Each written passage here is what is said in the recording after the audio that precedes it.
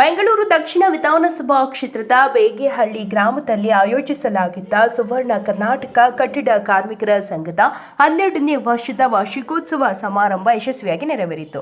ಇನ್ನು ಸುವರ್ಣ ಕರ್ನಾಟಕ ಕಟ್ಟಡ ಕಾರ್ಮಿಕರ ಸಂಘದ 12ನೇ ವರ್ಷದ ವಾರ್ಷಿಕೋತ್ಸವ ಸಮಾರಂಭ ಅಂಗವಾಗಿ ಓಂ ಶಕ್ತಿ ದೇವಾಲಯದಲ್ಲಿ ವಿಶೇಷ ಪೂಜೆ, ಅನ್ನದಾಸೋಹ ಮತ್ತು ದಿನಗೂಲಿ ಕಟ್ಟಡ ಕಾರ್ಮಿಕರಿಗೆ ಲೇಬಲ್ ಕಾರ್ಡ್ ವಿತರಣೆ, ನೂತನ ವರ್ಷದ ಕ್ಯಾಲೆಂಡರ್ ಬಿಡುಗಡೆ, ದಿನಗೂಲಿ ಕಟ್ಟಡ ಕಾರ್ಮಿಕ ಮಹಿಳೆಯರಿಗೆ ಸೀರೆ ವಿತರಣೆ, ವೃದ್ಧರಿಗೆ ಕಂಬಳಿ ವಿತರಣೆ, ದಿನಗೂಲಿ ಅನುಭವಿ ಕಟ್ಟಡ ಕಾರ್ಮಿಕರಿಗೆ ಟೂಲ್ಸ್ ಕಿಟ್ ವಿತರಣೆ ಸೇರಿದಂತೆ ಹಲವು ಸಮಾಜಮುಖಿ ಕಾರ್ಯಕ್ರಮಗಳನ್ನು ಆಯೋಜಿಸಲಾಗಿತ್ತು. ಇನ್ನು ಕಾರ್ಯಕ್ರಮದ ಅಧ್ಯಕ್ಷತೆಯನ್ನು ಸುವರ್ಣ ಕರ್ನಾಟಕ ಕಟ್ಟಡ ಕಾರ್ಮಿಕರ ಸಂಘದ ಅಧ್ಯಕ್ಷರಾದ BM ವೆಂಕಟಪ್ಪರವರು ವಹಿಸಿದರು.